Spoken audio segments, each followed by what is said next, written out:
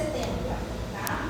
Então, segunda classificação, ela pode ser assintomática, quando a gente só tem aquela hipoglicemia bioquímica, pode ser sintomática leve, onde o paciente percebe e se trata. A gente tem aquele sintomático grave, que requer auxílio, né, ajuda de outras pessoas, e o coma realmente não tem nem o recurso que a pessoa resolve, né, seu resultado. Quais são os fatores de risco para complicação? Então, omissão ou atraso de refeição. Então, nesse quadrinho são as principais causas, né? Então, o paciente às vezes usa insulina, omite uma refeição, né? Ou atrasa muito, tem que fazer hipoglicemia.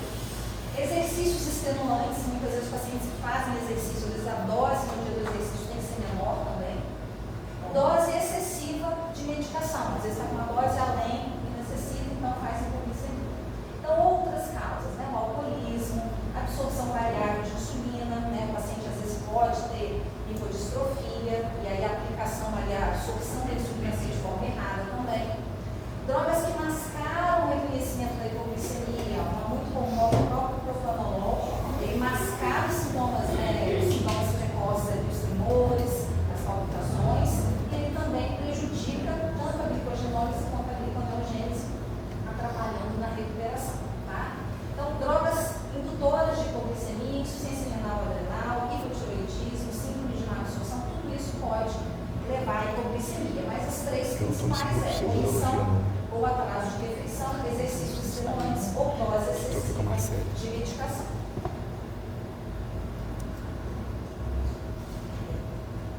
Quadro clínico, né? Como que se manifesta a hipoglicemia? A gente tem os sintomas adrenérgicos, taquicardia, tremores, ansiedade e os parasimpáticos, sudorese, fome, parestesias e os neuroglicopênicos, quando a hipoglicemia é mais intensa, aí já começa a aparecer tontura, fraqueza, pode ter convulsões, hemiplegia, torpor e coma. Então, aqui é um quadrinho mostrando como que é a resposta fisiológica. Tá? Então, quando a gente tem níveis de glicemia em torno de 80, a gente já começa a diminuir a secreção de insulina. Tá? Quando a gente tem níveis em torno de 70 a 65, começa a aumentar a liberação do glucagon das catecolaminas. Isso para compensar, né? Não deixar cair a glicose. De 65 a 60, a gente começa a liberar GH em uma maior quantidade para tentar compensar essa ida. Abaixo de 60, começa a liberar o cortisol, começa a aumentar, e aqui a gente começa com os sintomas mais intensos, né? Sudorese, palpitação, tremor, e abaixo de 50, na maioria das vezes, disfunções cognitivas. Tá? Então, há um mecanismo, à medida que essa glicose vai caindo, a gente vai liberando os hormônios, né? Contra-regulatórios, hiperglicemiantes, para tentar compensar essa hipoglicemia. O GH é hormônio difícil. Contra-regulatório. Hipoglicemia, tríade de Whipple, né? Então, Whipple descreveu essa tríade da hipoglicemia, que é a hipoglicemia, você detecta ali os sinais e sintomas, e a melhora depois que você dá a glicose. Então, tríade de Whipple ficou definida. Você detectou a hipoglicemia ali, mediu, o paciente está com clínica e você deu a glicose e ele teve melhor. Então, a gente tem essa regrinha dos 15, tá? Por que 15? Então, a gente vai medir, né? Quando percebe que ele está em hipoglicemia, você vai dar 15 gramas de carboidrato para ele, tá? Uma colher de açúcar, por exemplo, num copo de água aí, meio copo de água, um copo, uma colher de açúcar tem 15 gramas, 15 gramas. E aí você vai observar, vai pelo menos esperar 15 minutos, tá? E aí vai furar o dedo de novo. Se conseguiu aumentar acima de 80, você não precisa fazer nada. Então vai continuar ainda melhorando. Mas se ainda está, né, em hipoglicemia, não melhorou muito, você dá de novo. E espera mais 15 minutos para repetir. Então a regra do 15 é 15 gramas de carboidrato, espera 15 minutos, observa. Se for necessário, repete mais 15 gramas de carboidrato. Outra coisa importante, na hipoglicemia, sempre orientar a ingerir líquido, porque o líquido é absorvido mais rápido. Então, vou dar um biscoito recheado para mastigar. O ideal é uma colher de açúcar, ou um refrigerante adoçado, ou um suco, mas tomar líquido, porque a absorção é mais rápida e o paciente melhora mais rapidamente. Tá bom? Certo? Então, vamos lá.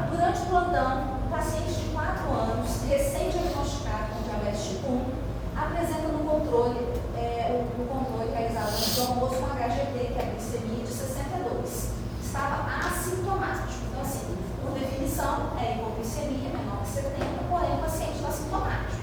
Está conversando, está lúcido, tá. Qual a conduta adequada? A. Como o paciente está assintomático, apenas aguardar a refeição. B. Como o paciente está assintomático, aguardar a refeição, mas repetir uma glicemia após 1 hora. C. Como o paciente está assintomático, oferecer o carboidrato de absorção rápida e avaliar a glicemia após 15 a 30 minutos. D. Em crianças internadas, a correção da hipoglicemia se faz com infusão de soro de glicose a 10% a 20, com sorinho ou EV, na hora. E. Apesar de assintomático, deve ser oferecidos imediatamente carboidratos de rápida absorção e, se após 15 minutos a glicemia não normalizar, fazer um push de glicose na veia em 1 hora. Então, por que vocês marcariam? Então, é um paciente que está acordado. Se ele está acordado, você pode dar um carboidrato oral ali, né, de alta absorção e observar e medir depois de 15 minutos. A gente só faz na veia quando o paciente já está ali com disfunção cognitiva, pode broncoaspirar, aí você faz na veia. Tá? Agora que começa aí cetoacidose diabética e estado hiperosmolar glicêmico. Professora, lá no fluxograma que fala assim, quando perceber que está com hipoglicemia, o paciente, no caso, ele não tinha sinais e sintomas, mesmo assim você vai... Às vezes ele mediu, está sentindo uma outra coisa que você não acha que é hipoglicemia. Isso. Mediu, aí, por isso que é tríade de Whipple. O Whipple escreveu assim, né? Essa Não, mas tríade. o Igor diz que tem sinais. São as 3 coisas. Clínica, você medir, detectar. Mas ele estava sintomático, né? Não, aqui é o caso clínico. Então, Caso clínico, então o paciente DM1. Então, assim, você subentende que ele está insulinizado. Se você deixar ele sem comer uma glicose de 62, daqui a pouco vai estar 50, daqui a pouco vai estar 40. Ele está assintomático. Ele estando assintomático, a reversão pode ser oral. Ele estando, vamos dizer que ele está lá desacordado, você não vai fazer nada oral. Acorda o paciente, ele vai broncoaspirar. Então você tem que ver de acordo com o sintoma. Se já tem sintomas neuroglicopênicos, torpor, aí você pensa que a glicose está abaixo de 50, às vezes não consegue nem detectar no aparelho, entendeu? Vai estar só aparecer lá que está baixo, entendeu? Então, tudo isso a gente tem que levar em consideração, como que está o paciente. Na maioria das vezes eles não têm grandes sintomas, tá? Os pacientes eles perdem um tempo também esse feedback. Começa a baixar o treino. Um tempo ele perde isso. Ele deixa de tremer. Então, assim, mediu. Se é um paciente que já faz uso de insulina, acordou, deu 50 e poucos, mas ele vai tomar café, está acordando para você fazer tudo, ele vai se alimentar. Daqui a pouco ele confere de novo. Mas então o paciente está no hospital, ele estava internado, é um paciente DM1. Você viu que o HGT dele era 62. O que você tem que fazer? Está sintomático, você entende que está acordado, conversando, você dá o carboidrato para ele, 15 minutos depois você vai lá, de 15 a 30 minutos e confere, se realmente subiu. Senão você vai ter que fazer glicose na veia, tá? Ele está dentro do hospital. Tá? Então é perigoso. Complicação aguda, característica do DM1 é a cetoacidose diabética. Tá? Manifestação inicial, paciente com diabetes de tipo 1, ele pode abrir um quadro em cetoacidose. Isso pode acontecer de 15 a 60% dos casos. É a principal causa de óbito em diabetes com menos de 20 anos de idade. Tá?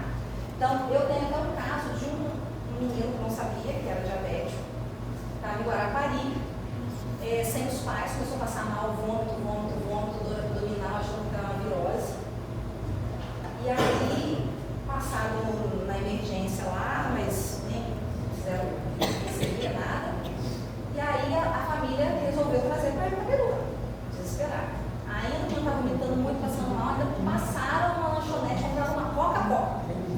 Para melhorar, né? Vamos ver se melhorar.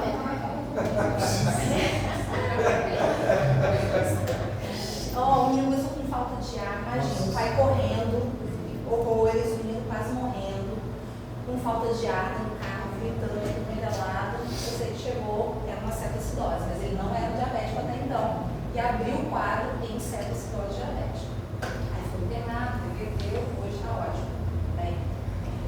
Tríade clássica, quando você tem cetoacidose diabética, pré-diabética, hiperglicemia, a gente vai ver depois os critérios direitinho, tá? Mas hiperglicemia, cetonemia, né, corpos cetônicos, a gente consegue detectar isso. A gente, o mesmo aparelhinho que a gente tem para dosar a glicose, a gente tem a fitness também para dosar as cetonas, tá? Então a gente consegue dosar. É mais caro, tem o aparelhinho também, igual o aparelhinho de medição de glicose capilar, mas não é todo emergência, né? A maioria não tem. E acidose metabólica, que a gente consegue ver na gasometria, e anion-beta elevado. Esse anion-beta elevado a gente consegue pela fórmula, é o sódio menos o cloro mais o bicarbonato. Geralmente é um cálculo que a gente faz, né, nos distúrbios ácidos básicos, e aí geralmente na cetoacidose é uma acidose metabólica com anion-beta elevado. Então, tendo anion-beta elevado, mais um dado para a gente pensar em cetoacidose diabética. No estado hiperosmolar hipoglicêmico, já é uma complicação mais frequente no diabetes do tipo 2, tá? Ocorre mais frequente nos pacientes idosos. Os fatores predisponentes são similares ao da cetoacidose.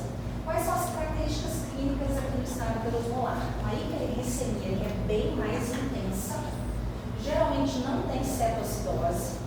Geralmente o paciente tem uma desidratação bem profunda e a osmolaridade plasmática costuma ser acima de 320, tá? Então, aqui, 320 para cima. Está comigo para 320. Então, essas características aqui, a gente tem que pensar naquele paciente idoso, acamado, que não tem acesso à água, fica muito tempo ali, né? Às vezes transpira, perde por calor, suor, e não recebe uma hidratação adequada. Não é uma glicemia que vai subindo, já está ali semanas aumentada, né? Então, é uma hiperglicemia que fica ali mais intensa, a desidratação é bem mais pronunciada. Muitas vezes é um quadro até mais difícil de responder por ser idoso, já tem uma função renal prejudicada. É muito mais difícil, às vezes, responder a tratamento do que o paciente com cetoacidose, que é jovem, que responde a volume. É só você fazer o diagnóstico no time certo e tratar o paciente no tempo certo. Fatores que precipitam a cetoacidose. Então, tem diabetes recém-diagnosticado, geralmente omissão do tratamento, né? O paciente viajou no insulina ou não quer aplicar, né? Está rebelde, não está aceitando o tratamento. Então, tudo isso aqui também é fator que precipita ou quadro infeccioso. Então, esses são os três principais. Ou diabetes recém-diagnosticado, ou omissão de tratamento, ou quadro infeccioso para descompensão. Existem outros fatores que podem precipitar uma cetoacidose. Então, se for um paciente que usa bomba de insulina, pode haver um mau funcionamento, obstrução da cânula. Então, esse paciente às vezes não percebe. Hoje em dia as bombas vêm com apitos e com alarmes, né? E aí consegue perceber isso. Mas antigamente não tinha tanto, o paciente às vezes entrava em cetoacidose por causa de obstrução da cânula da bomba de insulina. Doenças agudas, pós-infarto, AVCs, estresse, outros distúrbios endócrinos associados, medicamentos como corticoide, drogas, né, cocaína, desidratação, distúrbios alimentares altos, tudo isso pode precipitar tanto a cetoacidose quanto o estado hiperosmolar hipoglicêmico. Como que é a patogênese da cetoacidose? Para acontecer, vamos entender. Isso não cai na prova, não. Para acontecer, o paciente geralmente tem baixa reserva de insulina, tá? Então, por isso que é mais frequente no DM1, tá bom? Então, a gente tem baixos níveis de insulina, aumentos hormônios contrarregulatórios. Então, o que a gente vai ter? Uma menor captação de glicose a nível periférico, uma maior produção de glicose, a gente vai ter proteólise. Tudo isso aqui vai combinar com uma hiperglicemia. A hiperglicemia promove uma diurese osmótica, o paciente também tem depressão de volume, então gera uma desidratação em conjunto. O grande diferencial aqui é o que? A insulina ela é responsável por fazer lipogênese, tá? Então, quando o paciente tem baixa reserva de insulina, a gente vai ter lipólise, tá? Então, a gente vai começar a formar mais ácidos graxos livres, mais corpos cetônicos, né? O fígado vai pegar esses ácidos graxos e vai formar os corpos cetônicos. E aí vai começar a cetoacidose, essa acidose metabólica. Então, o grande diferencial é que o diabetes tipo 2, ele tem ainda uma secreção, ele tem uma reserva de insulina. Então, geralmente não vai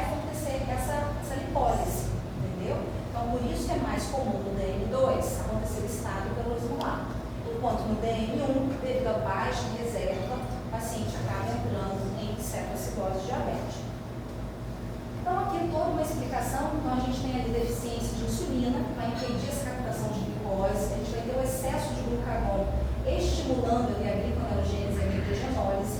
E aí a glicemia também alta, ela estimula a diurese osmótica, o paciente começa ali a fazer uma desidratação associada a essa hiperglicemia.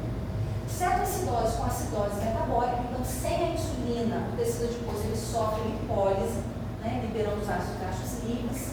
No fígado, os ácidos graxos eles vão ser convertidos em corpos cetônicos, acetoacetato, beta-hidroxibutirato. O principal, o mais fidedigno para a gente é esse beta-hidroxibutirato, que é o que a gente consegue detectar na fitness cetonemia. Na urina é um pouco falho porque a gente não detecta esse, a gente detecta mais o acetato. Tá? Então, o beta-hidroxibutirato ele é mais fidedigno. Com a taxa de produção de corpos cetônicos, supera a metabolização, eles vão se acumulando no sangue, causando acidose metabólica, com o ânimo gap aumentar. Professor, esse próximo pode também produzir uma fome, muita fome, fazer até aquele hábito de Então, se você ficar muito tempo em jejum, pode, o glucagon vai ser eliminado, vai tentar compensar e pode, aí começa a, mas assim, você não vai ficar com hipoglicemia, você não vai com insulina baixa. Então, assim, não é uma coisa tão frequente de acontecer. Tá? Então, isso aqui acontece, vai para a acidose metabólica mesmo, por causa da baixa reserva de secreção de insulina. Outra coisa, os pacientes que usam inibidor de SGLT2, isso vai acontecer nos pacientes, às vezes, muito tempo de diabetes tipo 2, que às vezes já não tem tanta secreção, é aquela reserva mais baixa. Então, por que tem um paciente que usa inibidor de SGLT2 é um DM2? Mas geralmente não acontece com todos, vai acontecer naquele paciente que está descompensado, já está com baixa reserva, tá? Então, tem que pensar nisso. Aqui, o estado hiperglicêmico hiperosmolar já é justamente o contrário. Aqui ele tem uma secreção de insulina. Pode ser pouca, é menor do que o habitual, mas ele tem essa reserva acontecendo. Isso é crucial para que aconteça a lipogênese. Então, esse paciente ele não vai ter a oxidação dos ácidos graxos. Então, ele não vai ter acidose. Tá? Então, aqui ele só vai ter aumento dos hormônios contrarregulatórios, vai ter a hiperglicemia devido a uma maior produção hepática, a baixa captação periférica, isso vai gerar uma diurese osmótica e depressão de volume. Tá? Então, é só para ilustrar, mas é mais ou menos tudo isso que eu falei. Então, a deficiência insulínica absoluta, ela leva ao aumento da lipólise, tá? E vai levar a cetoacidose. Tá? Enquanto a deficiência relativa, a gente não vai cursar com cetoacidose, a gente tem a ausência de cetogênese.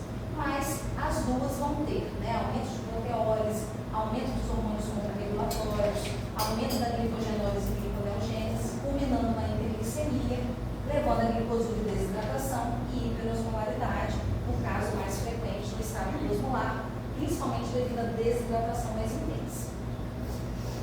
Então, como que é o quadro clínico, né, da cetoacidose? Pensar nos pacientes mais jovens da entrada ao pronto-socorro, tá?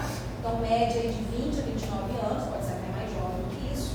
Quadro clínico, geralmente a manifestação em poucas horas, 24 horas ou dias. O paciente não vai ficar passando mal mais tempo do que isso, ele não consegue, tá? Desidratação, ele começa a ficar taquicardia, hiperestesia abdominal, simula um abdômen agudo. Muitos pacientes dão entrada, você até acha um apendicite, algum abdômen agudo, mas não é, muitas vezes com uma cetoacidose. Hálito cetônico, nem sempre vai ser perceptível, mas hiperglicemia, a respiração de pulmão, que é muito frequente nesses casos de acidose, né? Então o paciente tem aquelas inspirações profundas, seguidas de pausa, ou respirações mais curtas. Hipotensão ou choque, geralmente são pacientes que estão em alerta ainda, né? O paciente chega às vezes conversando, falando o que está sentindo. E a alteração do nível de consciência ela pode acontecer, mas é em torno de 20%. Já o estado hiperosmolar e glicêmico, a faixa etária que é maior, geralmente é depois dos 40 anos. Geralmente o quadro clínico ele é bem insidioso, ele vai durar semanas. Geralmente o paciente vai queixar de poliúria, polidipsia, fraqueza, e essa desidratação fica durando as semanas, então é um quadro bem arrastado. Então, geralmente acontece em quem? Pacientes que têm dificuldade de acesso à água, ou por limitação física, idade avançada, pacientes acamados, pacientes com doenças neurológicas, pacientes que têm resposta alterada ao mecanismo de sede, Então, a desidratação desses quadros aqui são bem mais pronunciadas. Então, o paciente pode ter taquicardia, redução de turgor da pele, hipotensão.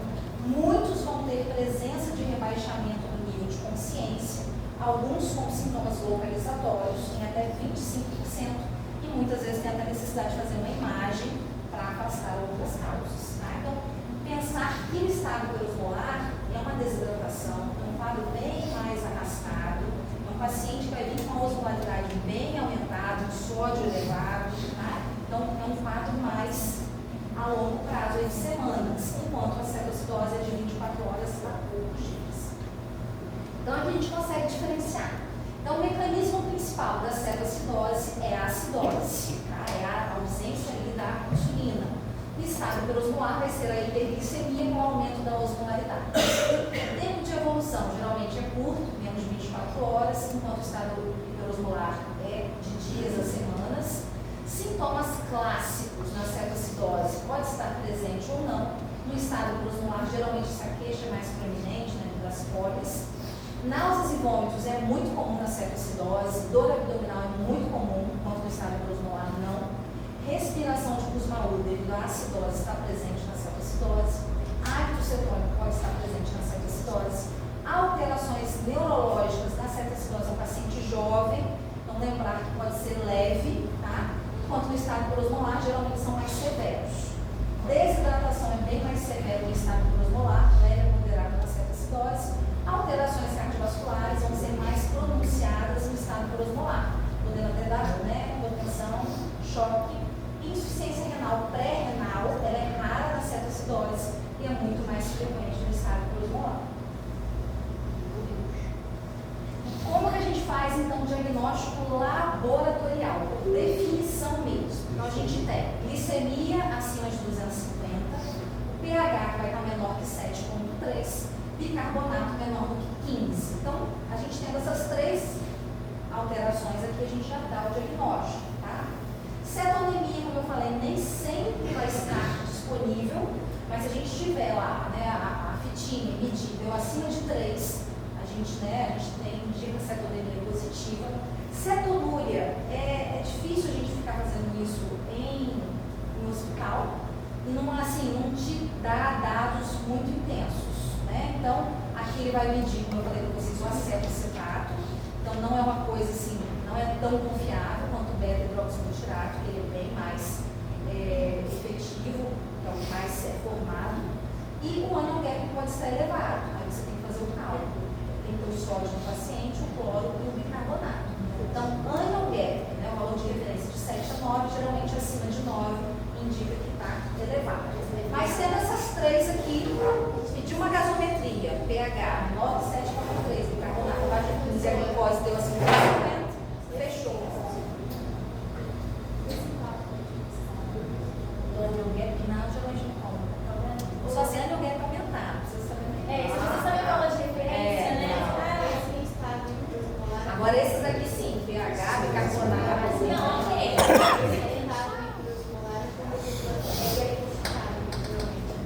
Não, paciente DM2 mesmo. Geralmente paciente diabético tipo 2, mas está lá um paciente acamado, está sendo um pouco, ingerindo um pouco líquido, aí a glicose está aumentando, a renal controlada, desidrata, uma bronquirose, mas geralmente mais no DM2. O estado hiperosmolar, hiperglicêmico, geralmente a glicemia é acima de 600. O pH, então não tem acidose, é acima de 7,3. A osmolaridade acima de 320. A gente faz o cálculo, 2 vezes o sódio mais a glicose dividido por 18. Faz o cálculo e vem acima de 320, osmolaridade sérica elevada. Tá? Então, aqui não tem acidose, é uma hiperglicemia aumentada com osmolaridade sérica aumentada. A pessoa aguenta essa glicemia. Por ali, por esse sim. Que acontece é dosificar, vai chegar. Quanto mais tempo vai demorar a sotomia, vai ser pior. Entendeu? Aí vai chegar mais sódio elevado, vai dar uma desidratação, já com insuficiência renal. Mas esse aí não.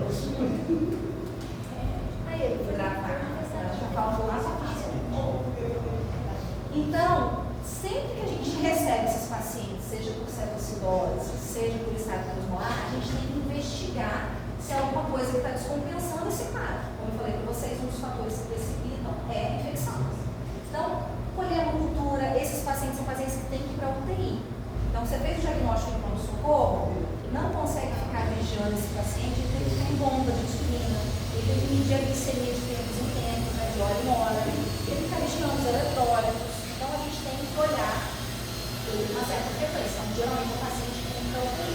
Então, colher uma cultura, fazer eletro, por exemplo, infarto, raio-x, enzimas hepáticas, amilase lipase, que podem estar aumentados na cetoacidose, né, como eu falei, da dor abdominal, vai achar com a pancreatite. Então, não esquecer da famosa cetoacidose diabética. Descer de crânio, principalmente se aquele paciente está muito rebaixado, com osmolaridade abaixo de 320. Então, a gente não sabe pelos molares, às vezes, então, deu abaixo de 320, tem que fazer o TC de crânio para ver o que está acontecendo. Professor, isso que geralmente é causado por infecção, tipo gatilho delas. Nem sempre, pode ser por omissão de medicação, mas pode ser uma infecção. Às vezes o paciente toma a insulina direitinho, aí desenvolveu aí uma pneumonia, uma infecção de garganta, entra em cetoacidose. Excesso de medicamento? Não. É o primeiro quadrinho do começo, né? É o primeiro quadrinho do começo. Ó, a cetoacidose, ela pode ser dividida em leve, moderada e grave.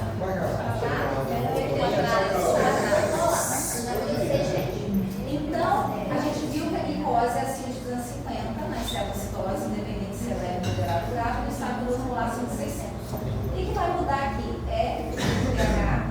Então, leve é aquele pH de 7,30 a 7,25, moderada de 7,24 a 7, menor que 7 é uma cetoacidose grave. Bicarbonato também é o que vai dar esse norte aí pra gente. Leve de 15 a 18, de menor do que 15 até 10, moderada, abaixo de 10 grave.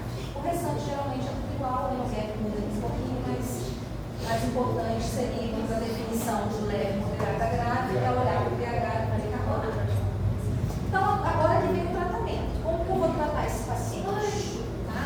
Então, primeiro passo, hidratação.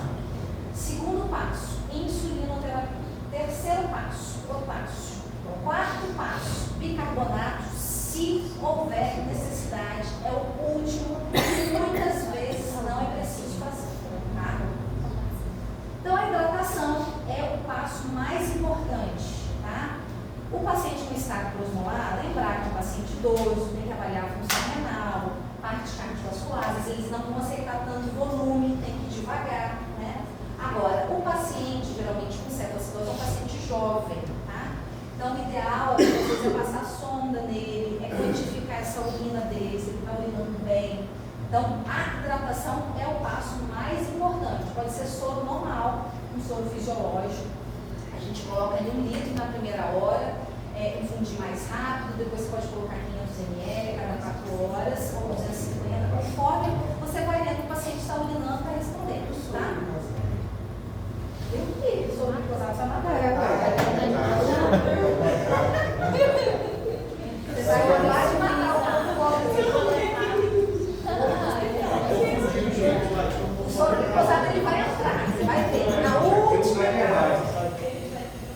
se o sódio corrigir estiver alto, tá? Se você corrigir o sódio e ele deu acima de 135, você pode passar por soro ao meio, tá? Então você não fica elevando tanto sódio. Mas geralmente o sódio desses pacientes com cetoacidose não é tão alto, você pode fazer um soro fisiológico normal. Quando a gente atinge a glicemia em torno de 250, aí você vai colocar um soro glicosado. E aí, por quê? Geralmente, o paciente ele demora a sair da cetoacidose. E ele não pode, se você tirar a insulina dele, ele vai reverter tudinho. Então, chegou numa glicemia de 250, você vai estar com sorinho glicosado, mas mantendo o paciente em bomba, vai deixar a insulina até reverter totalmente a gasometria dele. Os parâmetros, a gente tem que olhar tudo na gasometria. Tá? Então, você vai repor ali a hidratação, repor o déficit de água, tentar manter o paciente com a pressão arterial bom, reduzir os níveis de glicose, melhorar a perfusão renal,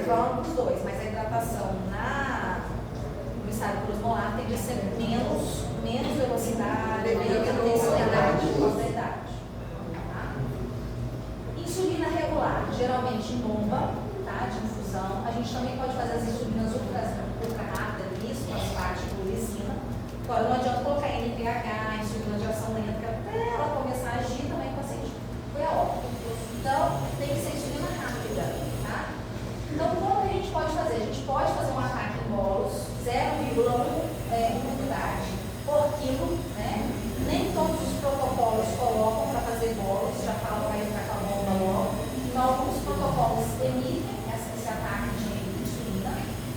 A manutenção, geralmente a gente vai colocar, a gente vai fazer 100 unidades de insulina regular em 100 ml de soro, tá? Fica mais fácil de calcular. E aí você calcula 0,1 unidade por quilo hora, e aí, por exemplo, se for um paciente de 70 quilos, vai ser 7 ml hora, tá? Meta, qual que é o nosso objetivo? Fazer uma queda da glicemia de 50 a 70 miligramas, e se não atingir essa meta, você pode dobrar a dose da insulina, aumentar para 0,15, aumentar para 0,2. Então, se uma hora a gente não tiver queda, o que a gente tem que checar? Hidratação, ele está bem hidratado? Ele está urinando? Então, tudo isso tem que olhar. Checar a insulina. A insulina, ela é fotossensível, tá? Então, aquela solução que você misturou, ela só pode durar 4 horas. Se não gastar ela em 4 horas, tem que descartar e depois pegar uma nova, tá? Então, às vezes até é melhor fazer a metade, 50 unidades com 50 ml de soro. Entendeu? Não pode ficar desperdiçando também. Dobrar a dose da infusão, se você checou, a hidratação está ok, está urinando, a insulina está no tempo certo, você vai dobrar a dose de infusão, se ele não está caindo, né, a glicemia nesses valores. E aí, quando a glicemia estiver menor que 250, você vai introduzir o soro glicosado em infusão contínua. Nunca desligue a bomba, você tem que manter a solução de insulina, ou na mesma dose, ou reduzir a dose. Mas se você tirar a insulina que vai tirar ele, vai tirar ele da cetoacidose, vai voltar tudo a acontecer, tá? Quando a gente resolve a acidose, a gente pode aplicar a insulina em pH, fazer um cálculo aí de 0,3 a 0,4, porém a gente só vai desligar a bomba com a insulina rápida 2 horas depois que você aplicou a NPH. Porque aí que a NPH vai estar começando a agir fracamente. Então você só pode tirar, né, desligar a bomba 2 horas depois da primeira aplicação da NPH. Se ela toda. O quê? A NPH. A NPH você vai fazer esse cálculo. Não, sim, mas aí são 2 a 3 doses. Não, só vai fazer a primeira dose. Só que pensando em tirar ele da bomba, né? Manter glicemias capilares a cada 4 horas. Repique de insulina regular, conforme, né, as orientações. Se tiver um paciente que você já resolveu certas doses dele, tá? Então, mas ele tem que ficar ali sofrendo monitorização e sempre olhar a bioquímica, os eletrólitos dele a cada 2 ou a cada 4 horas. Então, quais são os critérios de resolução? Como é que eu sei que a cetoacidose resolveu? Então, a gente controlou o fator precipitante, você achou a causa, começou o antibiótico, a glicemia já está abaixo de 200, o pH acima de 7,3 e o bicarbonato acima de 18. Se eu tiver com pH de 7,20, um bicarbonato de 17, não desliga a bomba, tem que ficar com bomba ainda. Tá? Então, só vai pensar em fazer NPH, desligar a bomba 2 horas depois que você tiver os critérios de resolução. Tá? Correção da cetonemia. Como eu falei para vocês, a correção da cetonemia é bem mais lenta. Então, a glicose vai ser corrigida antes, os corpos cetônicos ainda continuam um tempo de sendo formados. Tá? Então, o ideal seria a dosagem, né, da cetonemia, nem sempre é possível. Por isso que a gente tem que manter a insulina até o final, porque a insulina é que vai controlar a lipólise, é a insulina que vai controlar a formação dos corpos cetônicos. Então, sem ela, volta tudo de novo a acontecer. Potássio. O potássio é essencial, tá? Então, a gente sabe que a insulina, o que a insulina faz? Ela tira o potássio do sangue e joga para dentro da célula, tá? Então, os pacientes que vão começar a usar a insulina, eles tendem a fazer hipocalemia. E aí pode ter óbito, né, morrer com uma parada cardiovascular, enfim, devido aos baixos níveis de potássio. Então, é importante que antes de começar a insulina, a etapa da bomba, sempre dosar o potássio antes, que é o que vai também te dar o norte, se você já vai começar a colocar potássio no soro, ou se você tem que fazer uma infusão com potássio antes, realmente, para depois ir para a insulina. Então, aqui então, o potássio inicial, se eu tiver um potássio menor que 3,3, eu tenho que repor, né, KCl para ele antes de iniciar a insulina. geralmente 40 mEq em pelo menos aí 1 hora. Agora, se eu estiver ali dentro do normal, de 3,5 a 5,5, eu sei que isso vai cair, porque ele vai usar insulina, e eu, como para eu prevenir essa queda, eu já posso administrar 20 a 30 mEq para cada litro de solução infundida. Tá? Então, o objetivo é manter o potássio entre 4 e 5, mas eu já sei que a insulina vai fazer cair.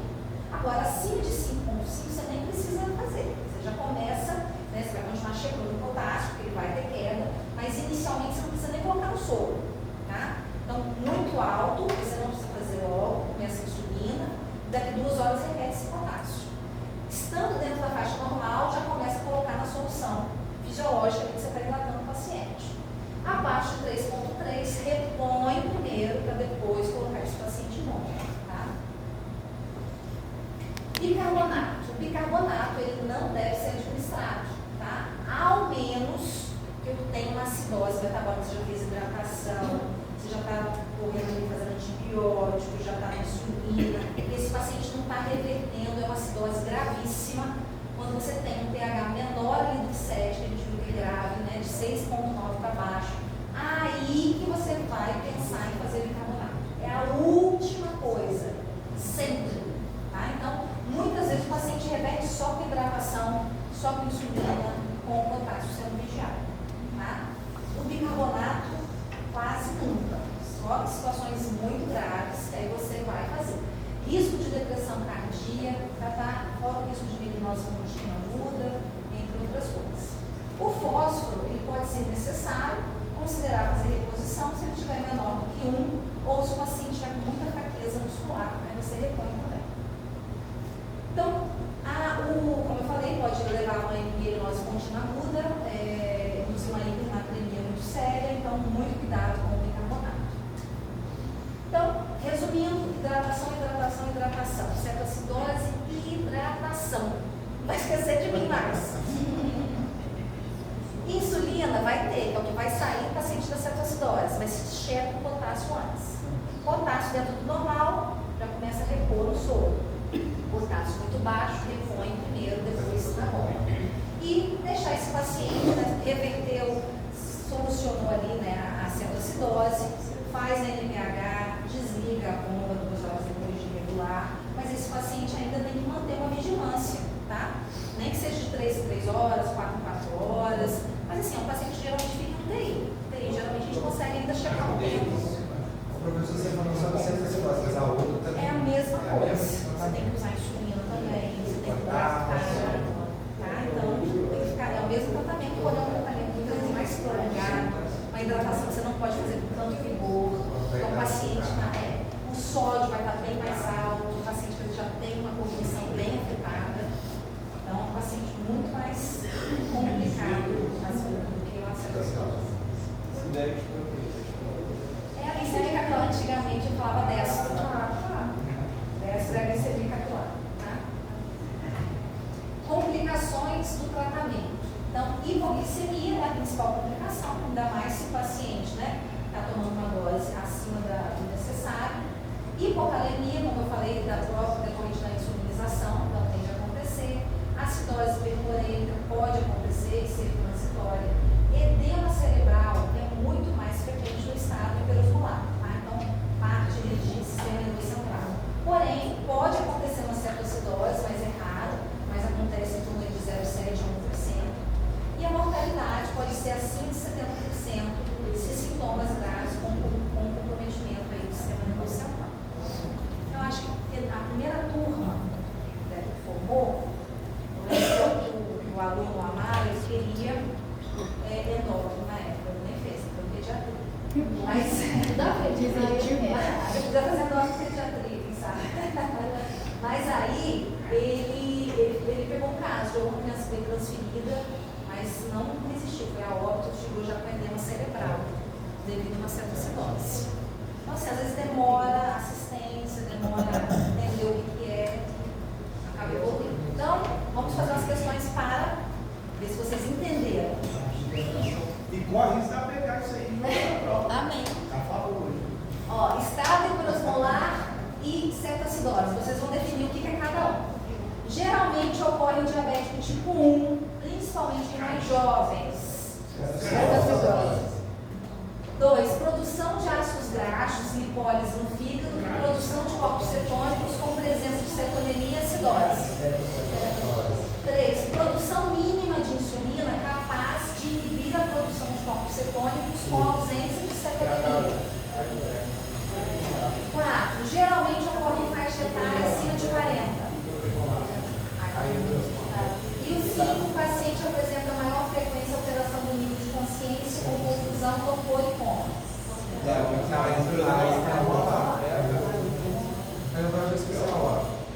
Não, agora tá certo. Certo, acidose, Qual que é a certa? assim. Assim que Essa a aí tá- professora é assim, é evidente. linda, né?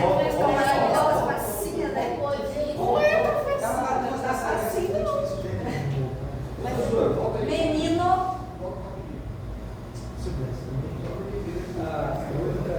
menino de 3 anos apresenta história de cansaço há 2 semanas, poliúria e polidipsia. Há 2 dias, relata dor abdominal e vômito.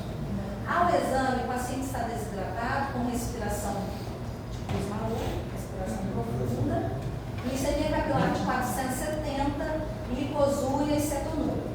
Em relação à fisiopatologia, o diagnóstico, o tratamento é correto afirmar. Então, o que esse paciente tem? Cetose diabética, né? Está com dor abdominal, está com respiração de cruz maluca, está com glicemia capilar de 470, cetonúria. Então, a deficiência absoluta ou relativa de insulina e a diminuição de hormônios contrarregulatórios estão envolvidos na fisiopatologia. Primeiro, a deficiência é absoluta, não tem nada de relativo. E aqui é aumento de hormônios contrarregulatórios, está errado. B, a prioridade do tratamento deve ser hidratação e correção dos distúrbios hidroeletrolíticos. Grava aí, dá um coração do lado. Essa é tudo. C, o teste oral de tolerância à glicose deve ser solicitado. Na hora dessa não. Vamos dar mais 75 gramas de glicose nessa criança para ver se ela sobrevive. Né? D, insulina EV em bolos de 0,5 deve ser administrada imediatamente para evitar edema cerebral. Não. Hidratar o nervo, checar potássio. Após o tratamento da cetoacidose, deve iniciar dieta com restrição de carboidrato, como tentativa de evitar a dependência da insulina. Se vocês marcam isso aqui na prova. Mas a sua prova é desse tipo. Sua prova é desse tipo.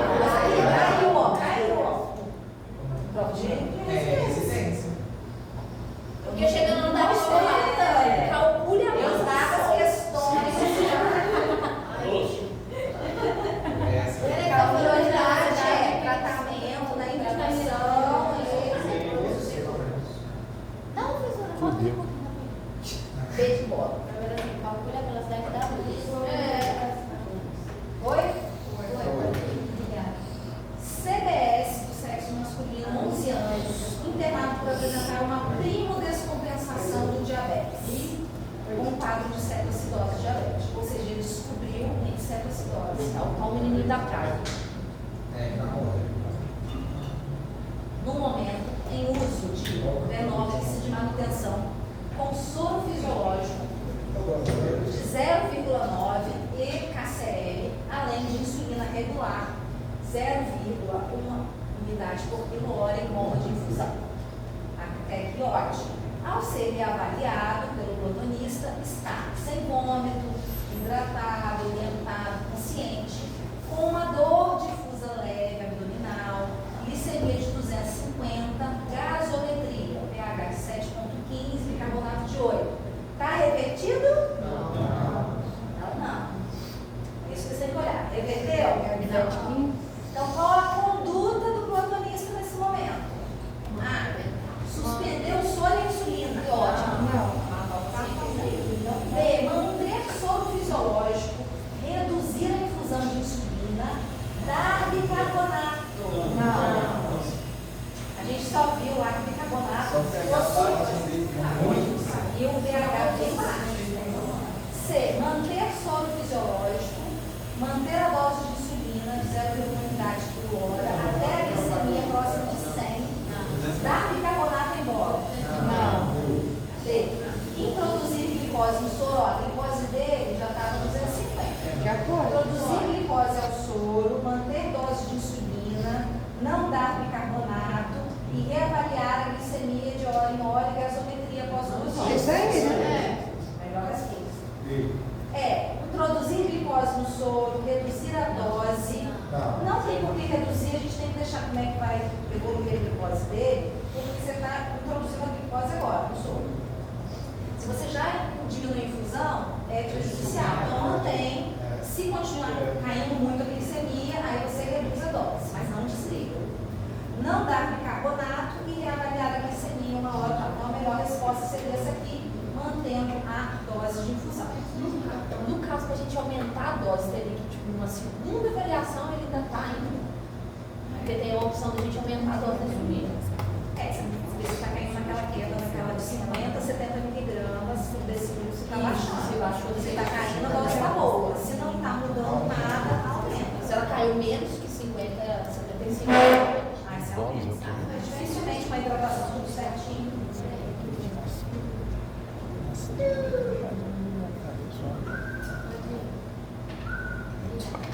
Então, muscular. Mais diabetes. Tem mais uma. Vem, vem. Não chama ninguém. Com relação ao manejo da cetoacidose, é correto afirmar. Isso aqui vamos estar do hipodióxido de AT2. A desidratação não é um achado frequente entre os pacientes com cetoacidose, indicando-se a infusão de solução hipotônica para evitar sobrecarga salina nos pacientes diabéticos do tipo 1. Pode ser um soro normal, não precisa ser hipotônico. B. Quando a glicemia sérica atingir valores de 200, a insulina em bomba de infusão deve ser suspensa pelo risco de hipoglicemia. Não, coloca soro glicosado, mas mantém a bomba. C. O uso dos inibidores da GLP-2, as glicosinas, em paciente com comprometimento da função pancreática, pode estar associado a cetoacidose euglicémica, como a gente falou na aula. D.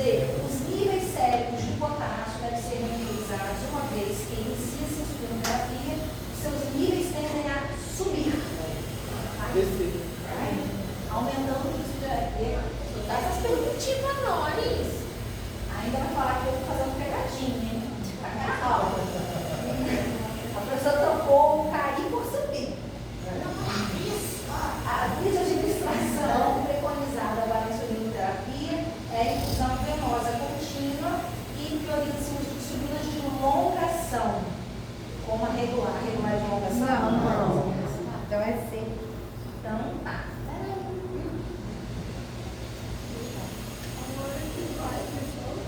Agora, complicações crônicas. Manda pra mim, eu tô mandei. É diabético, não acaba. Ah, não, eu mandei as perguntas. O pessoal da Tati vai dar mascada, hein? Tem carboa, então a gente vai falar. Ó, Espírito único. A gente vai falar de neuropatia, diabetes, doença renal, retinopatia, glória. Neuropatia diabética é a complicação crônica mais prevalente, subdiagnosticada e subtratada do diabetes. A neuropatia periférica é uma complicação precoce, polimórfica e muitas vezes oculta. Metade dos pacientes são assintomáticos por muitos anos e outra metade cursa com dor neuropática aguda ou crônica. A neuropatia diabética, ela comete 4% da população geral, sendo 12% no pré, o pré-diabético tem que ser tratado, com 12% dos pacientes podem ter neuropatia e 25% tem diabetes. É um diagnóstico basicamente de exclusão, né? Você tem que excluir outras coisas. Porém, a forma mais comum da neuropatia é uma lesão difusa, simétrica, né, dos dois lados, distal muitas vezes, progressiva das fibras sensitivas motoras autonômicas, causada pela hiperglicemia crônica. Quais são os fatores de risco para o desenvolvimento dessas complicações? Principais: a duração do diabetes, o tempo, né, do diagnóstico, o mau controle, se for paciente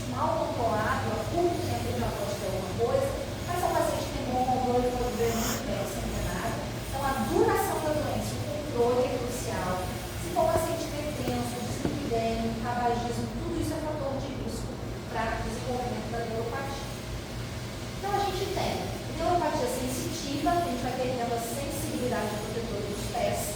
A gente tem neuropatia motora, que vai desencadear alterações morfológicas, dedo em garra, sobrecarga metatássica, altos valvos, deformidade de Charcot, como está aqui na figura. Deformidade de Charcot é quando o paciente perde o ar plantar, tá? Porque ele perde como se fosse desabado, tem ar. E aí começa a dar pressão, começa a formar úlcera, tá? As neuropatias autonômicas, geralmente é cardiovascular, do trato gastrointestinal, do trato geniturinário. Então, a motora periférica crônica, que seria a neuropatia simétrica distal, é a forma mais frequente da neuropatia do diabetes. Ela tem um caráter insidioso e irreversível. Sintomas sensitivos, geralmente eles aparecem antes dos motores. O envolvimento, geralmente, ele é bilateral, dos dois lados, e simétrico.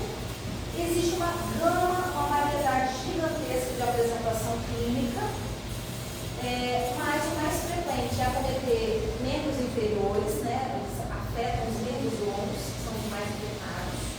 O clássico bota em luva, né? Quando acomete as mãos e os pés, é clássico, porém é menos frequente. A ausência de sintomas não afasta a neuropatia, o paciente pode não ter sintoma nenhum, mas já pode ter acometimento. E como eu falei para vocês, os pré-diabéticos, em torno de 12%, pode ter neuropatia. Então, não ficar postergando o tratamento. É só não. E aí, tá bom, a glicada de 6 está ótimo. Não, vai ter problema. Como que é a descrição dos sintomas? Então, o paciente pode queixar de queimação, formigamento, facada, pontada. Então, quando ele passa, às vezes, um lençol no pé, ele sente como se fosse uma coisa, uma faca entrando no pé, né? Que é a alodina é isso, a percepção de um estímulo não doloroso, como se fosse doloroso. A avaliação é individual, hiperalgesia, a exacerbação geralmente é à noite, quando o paciente vai deitar, e ele sente alívio ao fazer exercício, ao caminhar. Então a gente consegue avaliar, né, esse indivíduo através de vários testes. Com o próprio palitinho de dente, a gente consegue ver se ele tem dor nos pés, a gente vai estar avaliando a fibra curta. A parte tátil, um chumacinho de algodão para ver se ele sente no pé. Então, geralmente o paciente deita, não deixa ele olhar para o pé. Ele vai falando assim, você vai fazer ali e vai perguntar para ele, está sentindo? E aí ele vai responder. O frio e quente, você pode usar o cabo do diapasão, você mesmo esquentar o cabo, ou você pode também pegar tubinho de ensaio, uma aguinha mais quente, uma aguinha fria, e encostar no paciente e fazer o teste. Tá? Então aqui a gente detecta também a fibra curta, a vibração com o próprio diapasão, a fibra longa, a motora com o martelinho, sensibilidade motora plantar, a gente pode fazer com fio de monofilamento, os fios de pesca são bem semelhantes, de 10 gramas, e também o limiar de sensibilidade vibratória, que seria com o biostensiômetro, aí é uma coisa bem mais específica. Então aqui é como que a gente faria esse teste neurológico, que é o diapasão, você pode colocar para vibrar, né, bater assim, e colocar para vibrar, você bate e para. O paciente só escuta o barulho, acha que está para vibrar, e você para de vibrar e fala, ó, está sentindo aí, está vibrando. Tirar, né? Aí você vai pegando a manhã do negócio. O monofilamento, inclusive, consegue comprar em própria loja de pescaria, onde tem também dor, né? Para gente avaliar assim, dor. Reflexo, a gente pode fazer com martelinho, e temperatura, tubinho de ensaio ou o próprio esquentar o próprio diapasão. A gente tem como fazer rastreios, né? Então, todo paciente com diabetes, né, deve ser examinado para pesquisar a neuropatia periférica, desde o momento diagnóstico, como eu falei, do DM2, o DM2 muitas vezes fica rodando sem saber que tinha doença. Então, fez o diagnóstico, tem que ser rastreado para neuropatia, para nefropatia, para retinopatia. Já para o DM1, não. DM1, 5 anos depois que ele abriu o quadro, que você vai começar a fazer esse rastreio. Pacientes cujo rastreamento foi negativo, eles podem ser reavaliados anualmente. Na prática clínica, os melhores testes para rastreio é o biostensiômetro e a sensibilidade térmica. A gente pode fazer todos aqueles testes e também a gente pode usar esse score de comprometimento neuropático. O que a gente vai avaliar esse score de comprometimento neuropático? A gente sempre vai avaliar direito e esquerdo e vai ver se ele pontuou ou não, se está preservado ou se está alterado. Então, a sensibilidade vibratória, se está preservado ou alterado, está pontuando. Um ponto. Sensibilidade técnica preservada ou alterada, dor ausente ou presente, reflexo daquilo normal, presente com reforço ou ausente. Aí você vai pontuar e aí você vai dar o grau de neuropatia desse paciente, ausente, leve, moderado ou severo. Como que a gente vai tratar? Então, a gente tem, basicamente, a gente consegue fazer pelo SUS é o tratamento dos sintomas, tá? O tratamento da base é o quê? Controlar os fatores de risco, o paciente parar de fumar, o paciente fazer exercício físico, o paciente parar de beber, controlar colesterol, controlar a pressão arterial, controlar a glicose. É o tratamento básico para a gente evitar a piora do quadro. O tratamento restaurador ou fisiopatológico é tentar manter a função neural ou a funcionalidade do paciente, sempre que possível. Então, uma fisioterapia específica, esse ácido alfa-lipoico, que é um anti-inflamatório, que atua mesmo ali na fisiopatologia, né, na formação ali das fibras mesmo. Então, assim, é um remédio caro, não é barato. Existe? Existe. O nome de dioctacine, mas é mais do que R$100. E às vezes o paciente não vê melhora da dor, entendeu? Isso aqui é só para tentar restaurar lá o processo da fisiopatologia.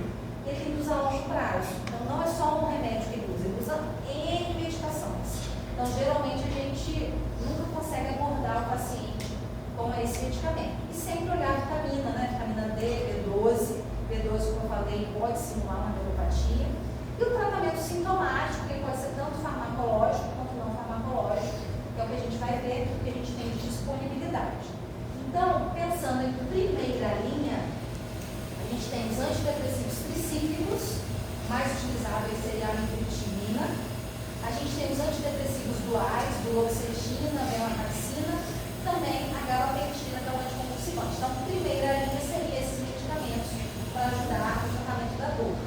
Lembrar das contraindicações absolutas, tá? Então, o antidepressivo tricíclico não pode ser usado no infarto, na isquemia do miocárdio, no bloqueio atrioventricular, demência, glaucoma, desautonomia e distúrbio bipolar. Tá? Então, é recomendado sempre avaliar antes esses pacientes. Drogas de segunda linha, com eficácia, mas com desproporção entre risco e custo-benefício. Aqui entraria a pregabalina, tá? Então, geralmente a pregabalina, ela vem em associação, tanto com a amitriptilina, às vezes se associa com a gabapentina, tá? Então, geralmente sempre tenta entrar primeiro com a amitriptilina, depois pregabalina associada.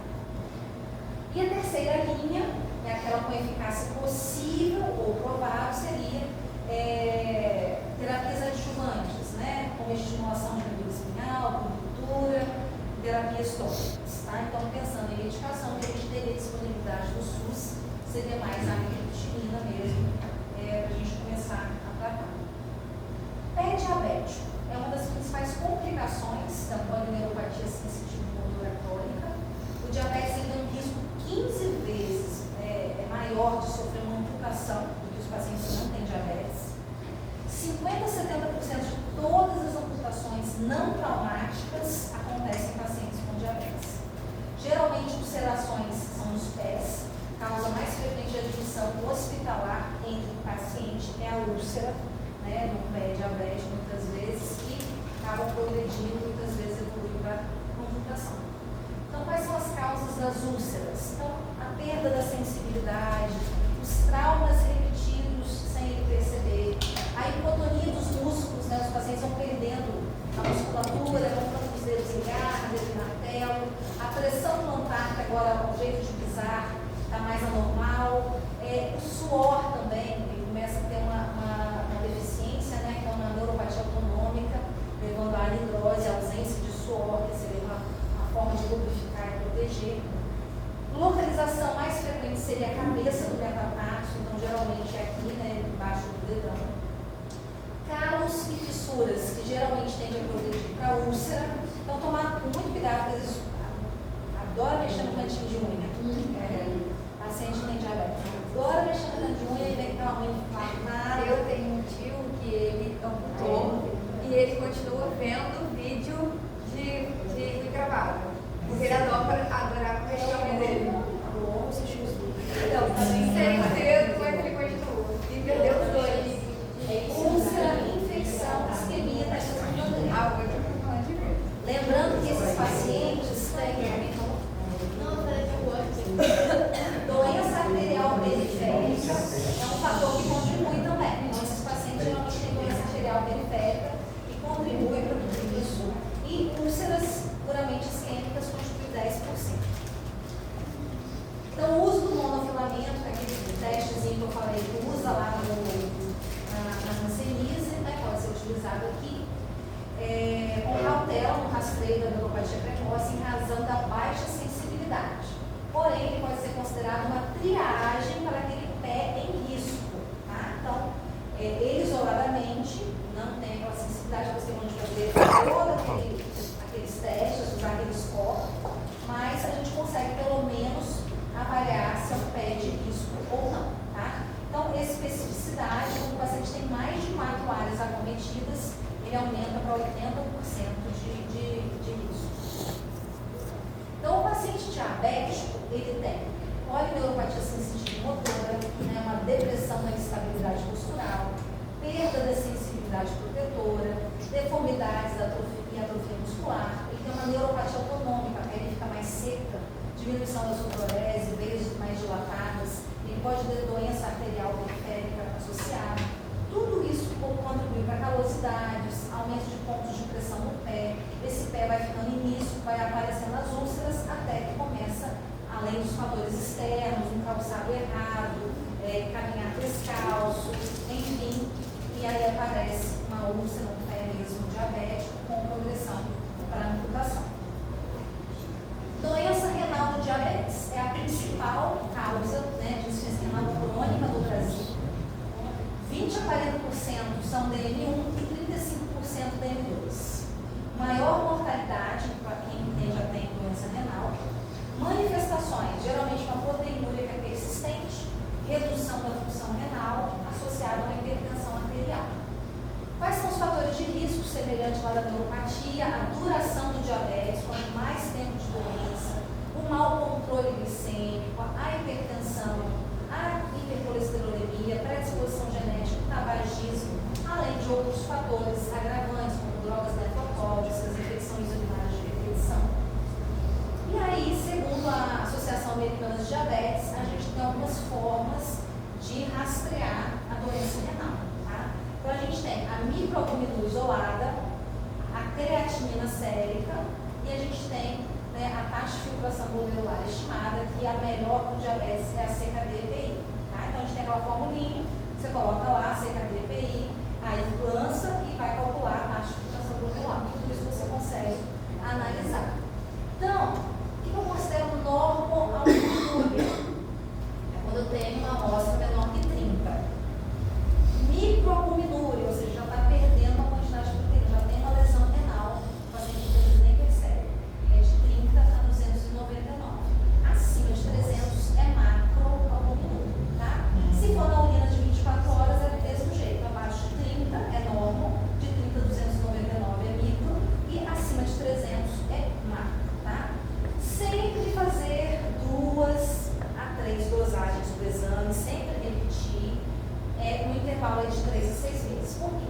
Existe uma grande variabilidade de área de albuminúria e fatores de risco. Então, uma febre pode fazer maior perda de proteína, exercício intenso, insuficiência cardíaca descompensada, até o próprio diabetes descompensado, com hiperglicemia grave, vai ser normalizado primeiro, infecções urinárias de repetição, hipertensão arterial não controlada. Então, tudo isso eleva os valores da albuminúria. Então, o ideal, deu positivo, pede para repetir em 3 meses, ou você viu que o diabetes está bem descompensado, controla primeiro, ou se a pressão está descontrolada, orienta ele primeiro antes de repetir o exame. Então, aí os estágios, né, da taxa de filtração glomerular, para a gente lançar esse paciente, é estágio 1, 2, 3A, 2B, 4 e 5. E classificação disso. Corredor. Pessoa. Imagina, você Nervos. é isso Para eles, eu não. Gente, isso aqui seja as capas, mas a gente não é novidade, não, né? E aí tem essa classificação de estadiamento, que eles juntam a albuminúria com a filtração. Então, por exemplo, o verdinho é risco baixo, o amarelo é risco moderado, o laranja é risco alto e o outro muito alto. Então, você tem um paciente aqui com macroalbuminúria e com G1, ele já é um paciente alto risco de progressão ali para hemodiálise futuramente, tá? Então, é um paciente de alta progressão, tá? Então, aqui é só para a gente estadiar esse paciente melhor. Quanto melhor a intervenção para tentar melhorar essa função renal dele, melhor, tá? Então, diagnóstico diferencial. Sinais de alerta para investigar outras nefropatias. A gente também não pode esquecer. Então, se eu tenho uma proteinúria muito acentuada no DN1, que tem menos de 5 anos de doença, como eu falei, a gente não fica rastreando, mas de repente o paciente começou a ficar inchado, está com uma perda proteica ali, a gente tem que investigar outras causas. Isso é um glomerulonefrite, é uma outra coisa, não tem nada a ver com diabetes tipo 1. Então, a gente tem que ter um alerta ligado. Início abrupto ou proteinúria rapidamente progressiva, ou seja, está evoluindo muito rápido. Declínio rápido da taxa de filtração glomerular, mais de 4 ml no ano. Sedimentos urinários alterados. Tudo isso aqui você tem que pensar em outra doença renal. Manifestações clínicas de outras doenças sistêmicas. Ausência de retinopatia e neuropatia. Por quê? O paciente, quando já tem acometimento renal, geralmente ele tem outras complicações associadas. Então, se ele tem nefropatia, ele tem uma retinopatia já, ele já tem uma neuropatia. Então, se ele não tem, ele está aqui com uma nefropatia importante, sem outras complicações, às vezes é só uma doença renal, sem estar associada ao diabetes. Queda rápida da taxa de filtração glomerular, acima de 50% após início de ECOBRA, ou seja, pode ser uma estenose de artéria renal. Né? Então, tudo isso tem que ter atenção. Então, doença renal do diabetes, leve a moderado, como eu falei nas outras aulas, a gente pode começar ali, né, com metformina, o paciente está com uma taxa de filtração de 30-90, porém, inibidores do SGLT2, pensando na doença renal, é uma das melhores opções. Né? Proteção renal, já ficou comprovado. E aí, terapia tripla, você pode colocar uma análogo de GLP-1 mantendo os dois. Terapia quádrupla, às vezes uma insulina aqui, ou mais algum outro remédio. Então, no tratamento do diabetes com doença renal, ali com a taxa de filtração de 30-60, ou albuminúria acima de 200, é recomendado o uso dos inibidores do SGLT2 para reduzir a progressão da doença renal terminal. Então, por isso a gente classifica aquele paciente e tenta sempre colocar um inibidor de SGLT2. Às vezes o paciente não tem idade, mas se já tiver um acometimento importante, às vezes a gente consegue por LDLR, porque a gente sabe que o paciente vai ter muito benefício na doença renal. Então, tudo isso a gente tem que estar atento. Então, o estudo EMPA-REG, que foi com a empaglifosina, mostrou todos esses benefícios, né? Uma redução de 39% de piora da nefropatia, uma redução de 38% da progressão da macroalbuminúria, uma redução de 44% de duplicação de creatinina e 55% de hemodiálise. Então é isso, não esquecer, né? Então aqui a classe de escolha que são os inibidores do SGLT2. Indivíduos com diabetes tipo 2 com a taxa menor que 30, a gente sabe que muitos medicamentos têm que ser suspensos. E se aplicada estiver acima da meta, considerar prioritariamente a insulina. Não tem jeito. Taxa de filtração abaixo de 30, então a gente tem que pensar na insulina. Aqui já não pode metformina mais, né? Pode alguns inibidores de DPP4, pode análogo de GLP-1, mas em insulina. Só para deixar uma pulso. Sulfanilurea pode. Tem contraindicação para usar IS-42? Para aumentar o risco? Não. Não? Porque é um medicamento que independe da ação da insulina, a ação dele é renal. Um paciente com ambulatório de uma paciente, ela ela tinha diabetes tipo 2, mas estava só com metformina e insulina. E ela estava descompensada, aí não adicionou nenhum medicamento. Só encaminhou para o endócrino para resolver. Achei estranho estar só com metformina, sendo que era uma paciente hipertensa, diabética, não tinha alto risco cardiovascular. E tipo, só metformina e insulina. Não tinha IAC. Não usa direto. Então usa toda hora. Achei esquisito. alguma coisa, né? Aí a professora falou que não tinha indicação, porque ela já tinha. Eu sugeri isso, né? Com calma e atividade.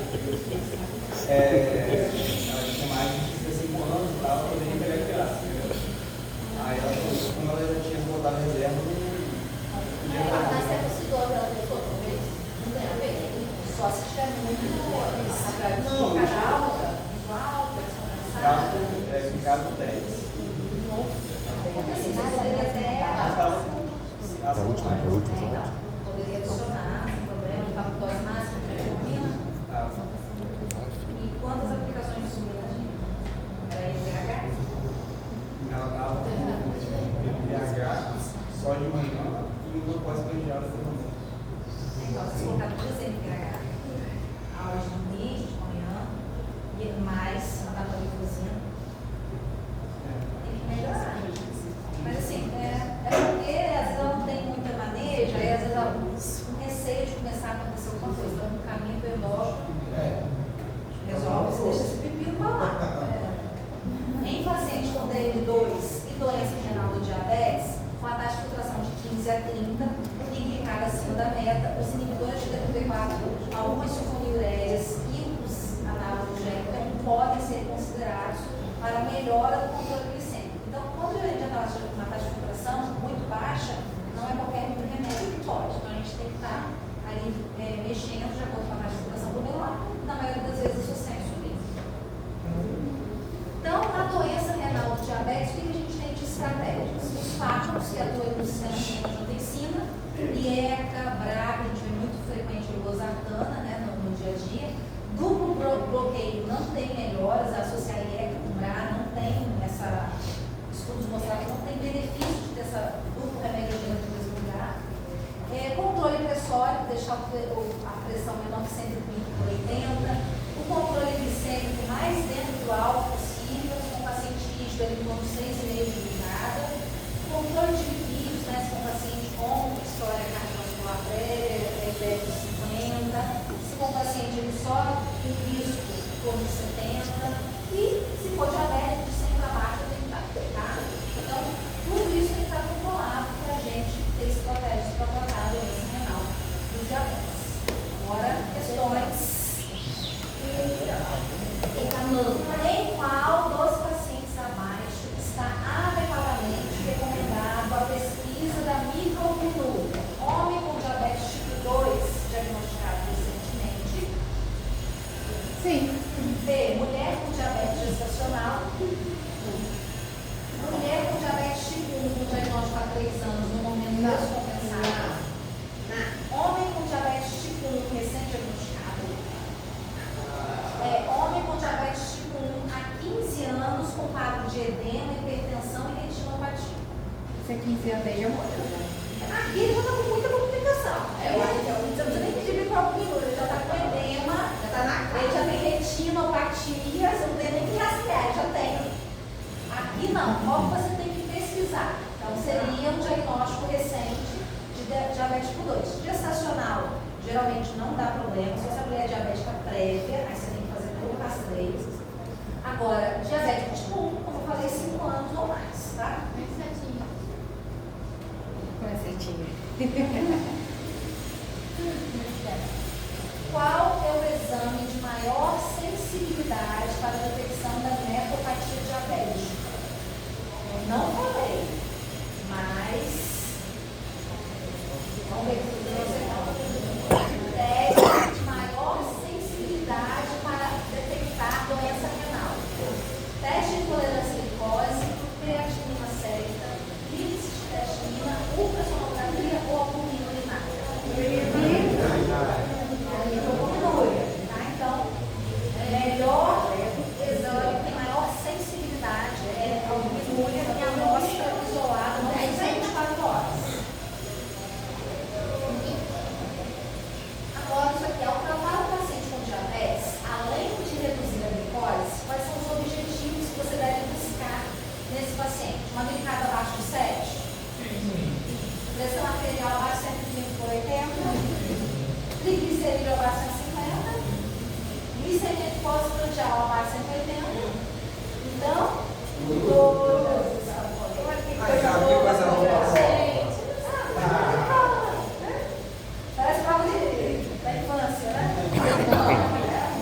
Aí chega na farmácia, ela arrependimento.